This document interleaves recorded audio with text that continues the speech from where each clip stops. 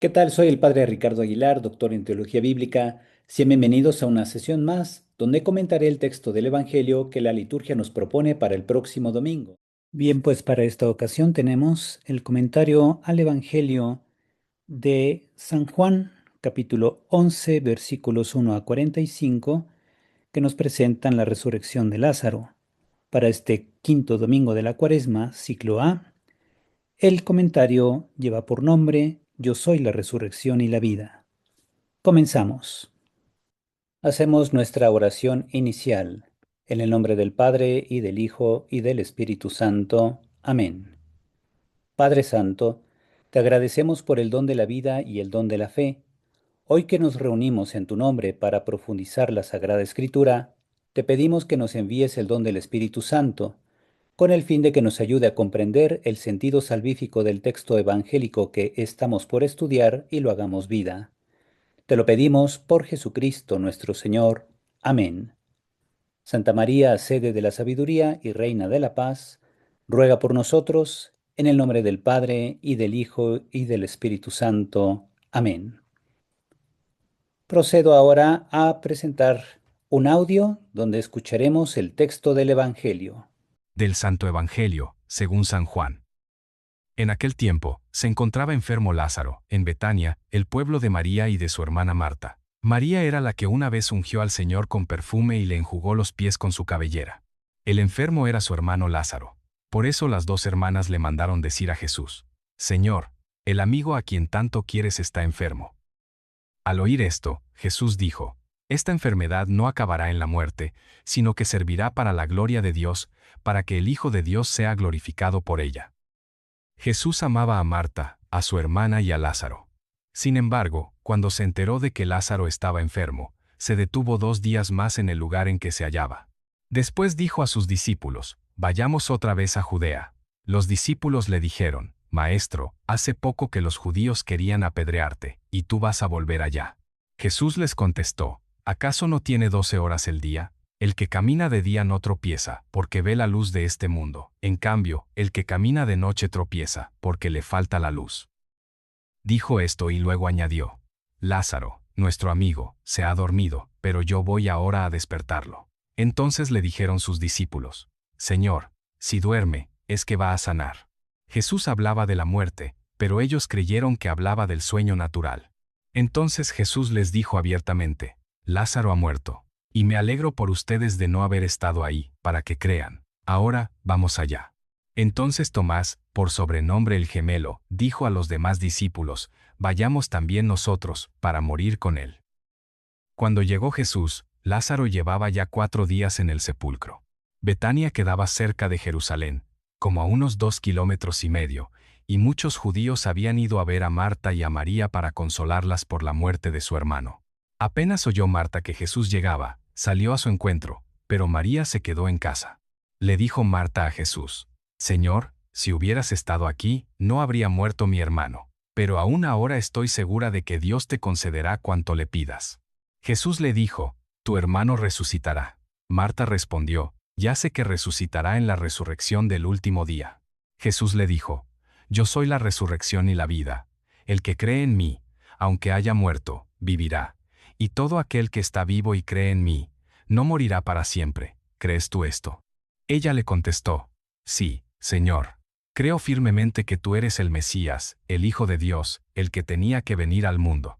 Después de decir estas palabras, fue a buscar a su hermana María y le dijo en voz baja: Ya vino el Maestro y te llama. Al oír esto, María se levantó en el acto y salió hacia donde estaba Jesús, porque él no había llegado aún al pueblo, sino que estaba en el lugar donde Marta lo había encontrado.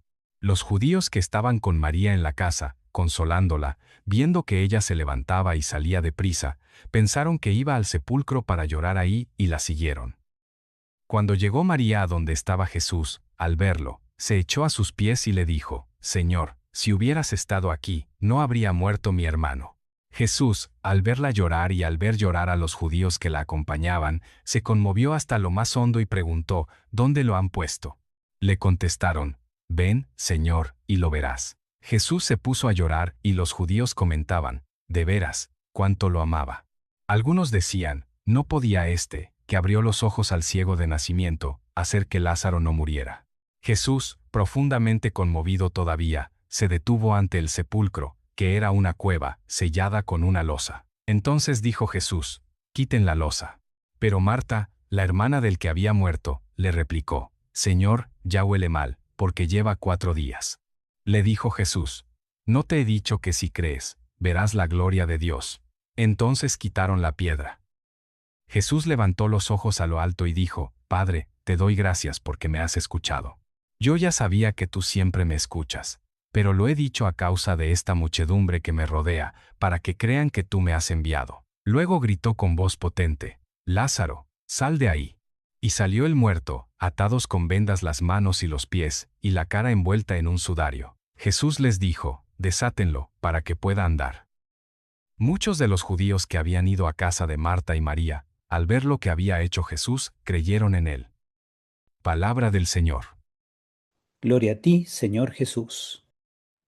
Si les gusta este tipo de contenido, denle like al video, suscríbanse al canal y activen la campanita de notificaciones para que YouTube les mande un aviso cada vez que yo suba un nuevo comentario a la palabra de Dios.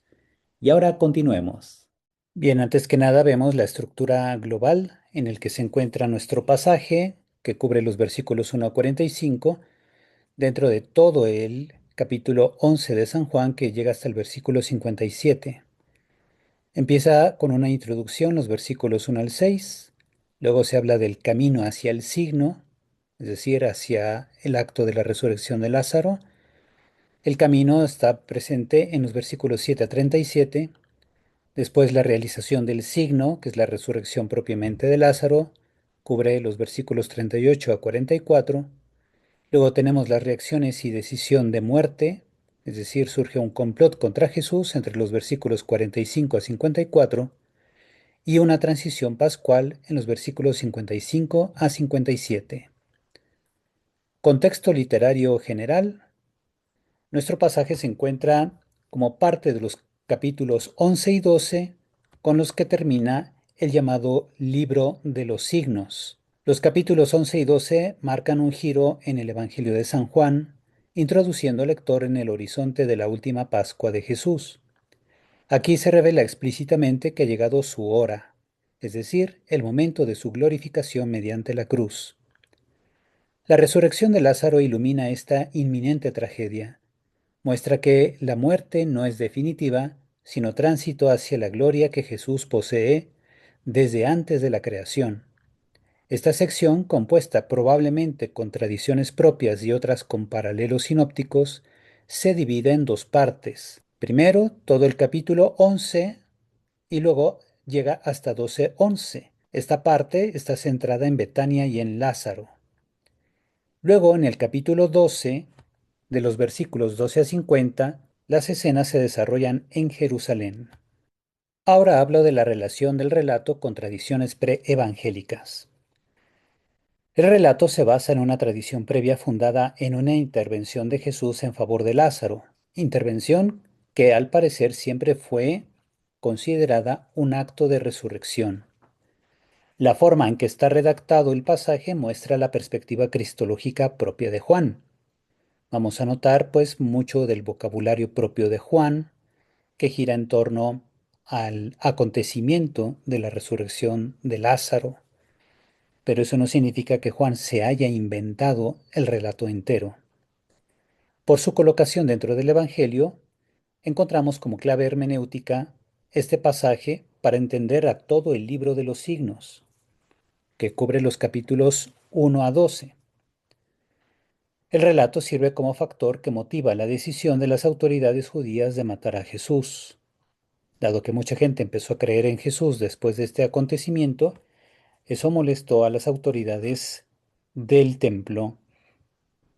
La finalidad del relato es revelar que la vida eterna ya comienza en la fe que se tiene en la persona de Jesús y alcanzará su plenitud en la resurrección escatológica.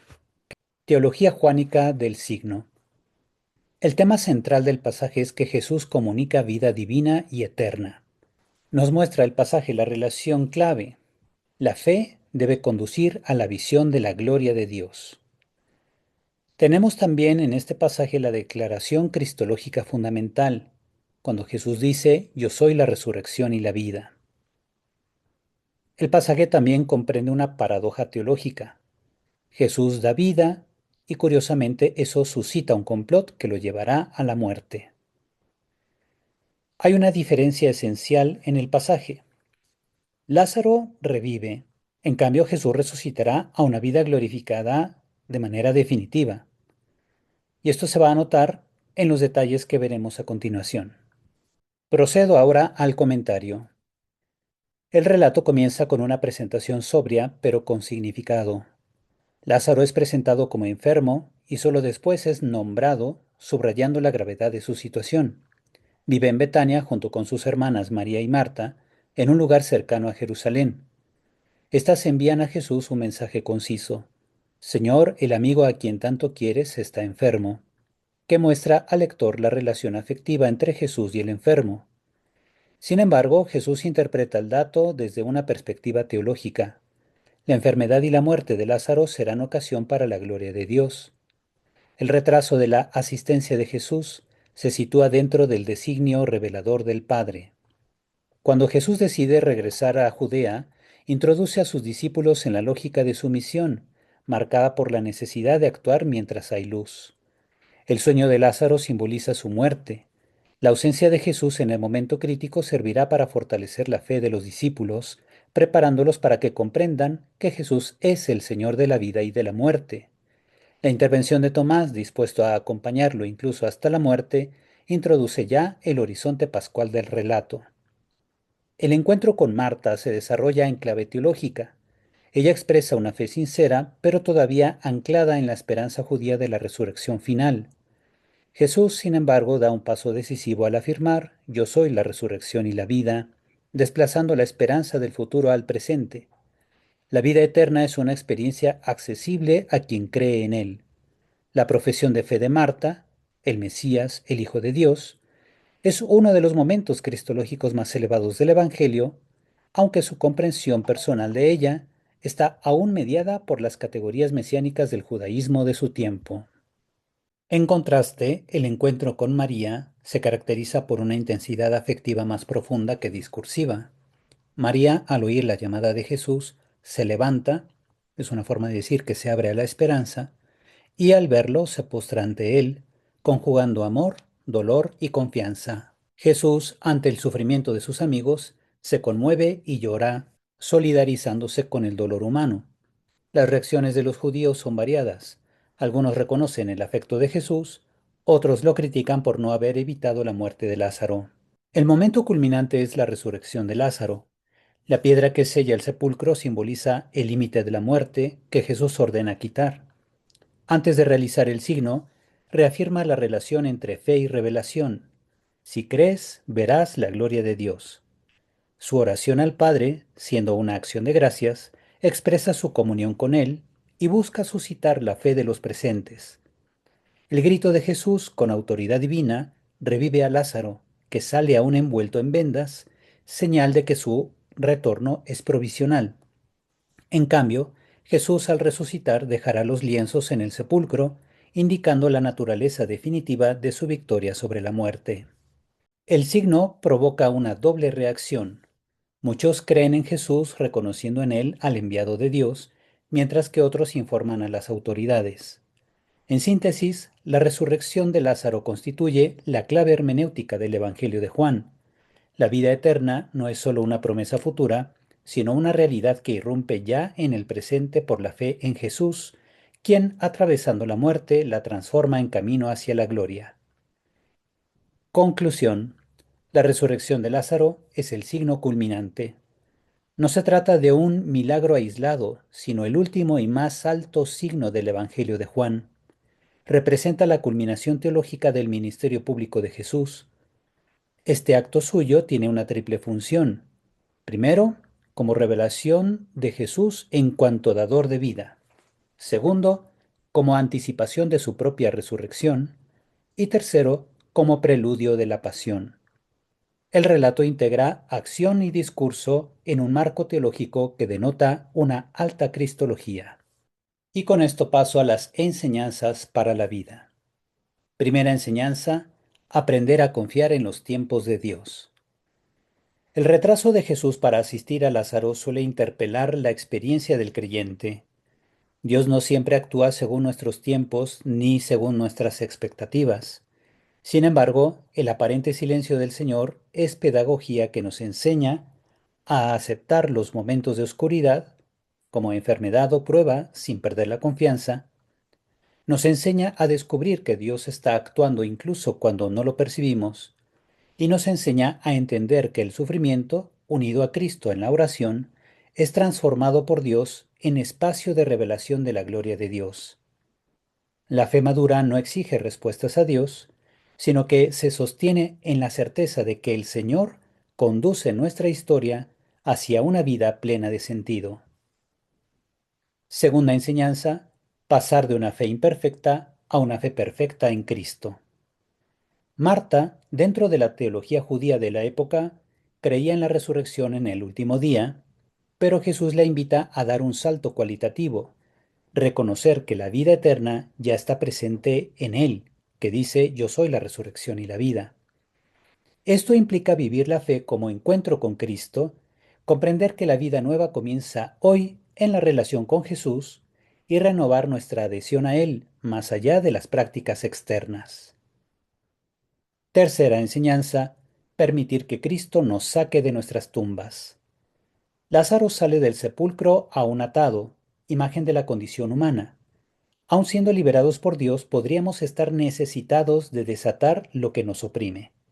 Por tanto, hemos de reconocer nuestras tumbas personales como el pecado, el miedo, el resentimiento o la desesperanza. También hemos de escuchar la voz de Cristo que nos llama a la vida y permitir que la gracia, a través de la confesión, la oración y la caridad, nos libere progresivamente, ya que la conversión nos lleva a entrar en una vida nueva, cada vez más plena, sostenida por la comunión con Cristo. Y ahora realizamos nuestra oración final. Te rogamos, Señor Dios nuestro, que, con tu ayuda, progresemos hacia aquel grado de amor con el que tu Hijo se entregó a la muerte para salvarnos a todos. Él que vive y reina contigo en la unidad del Espíritu Santo y es Dios por los siglos de los siglos. Amén. Y así hemos concluido con el comentario al texto del Evangelio que la liturgia nos propone para el próximo domingo. Espero que pueda servir a todos ustedes para su vida espiritual y su impulso pastoral. Me despido dándoles la bendición. El Señor esté con ustedes y la bendición de Dios Todopoderoso, Padre, Hijo y Espíritu Santo, descienda sobre ustedes y permanezca para siempre. Amén. Cuídense mucho y hasta pronto.